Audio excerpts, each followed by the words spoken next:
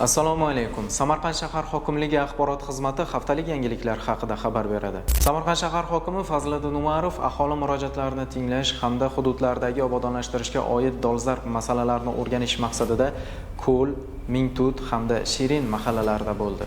Hokim ishtirokida mahallalarning mavjud infratuzilmasi, ijtimoiy sharoitlari va obodonlashtirish ishlari atroflicha tahlil qilindi. Xususan, aholi va mahalla xodimlari uchun yanada qulaylik yaratish maqsadida Mingtut mahallasida qo'shimcha zamonaviy mahalla markazi binosini barpo etish va Ko'l mahallasida qurilayotgan qo'shimcha binoni tez va sifatli tarzda yaqin kunlarda foydalanishga topshirish masalasi ilgari surildi.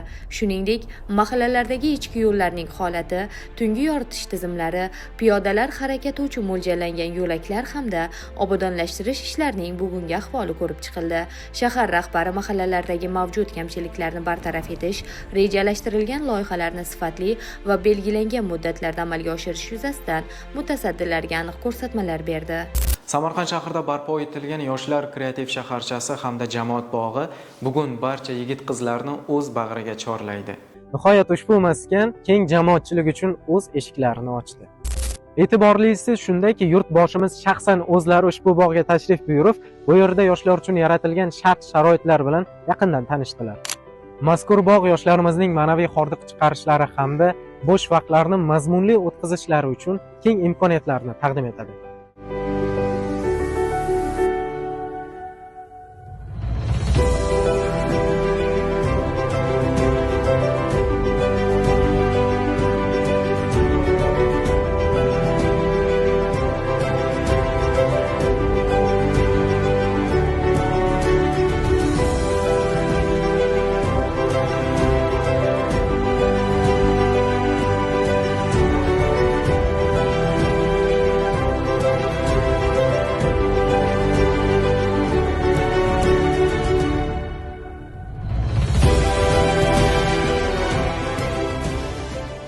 Mamlakatimizda yoshlar bilan ishlash tizimini yanada takomillashtirish maqsadida haftaning har payshanba kuni Yoshlar kuni etib belgilangan. Shu munosabat bilan Samarqand shahar hokimi Fazliddin Umarov Ilg'or kasbiy mahorat texnikumida bo'ldi.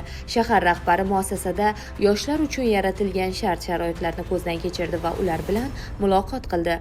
Yoshlarning ta'lim sifati, kasbiy ko'nikmalarni rivojlantirish va ularning bandligini ta'minlash hamda bo'sh vaqtlarini mazmunli tashkil etish masalalariga to'xtalindi. Shuningdek, yoshlar tomonidan bildirilgan fikr va takliflar tinglanib, ularni qo'llab-quvvatlash hamda mavjud muammolarni bartaraf etish yuzasidan aniq vazifalar belgilab olindi. Shundan so'ng shahar hokimi Innovativ Center o'quv markazida bo'ldi. Hokim yoshlarning fikr va takliflarini tinglab, ularning ilm yo'lidagi izlanishlarida muvaffaqiyat tiladi. Shuningdek, yoshlar tomonidan bildirilgan tashabbuslar ularni qo'llab-quvvatlash va imkoniyatlarni yanada kengaytirishda muhim ahamiyatga ega ekani ta'kidlandi.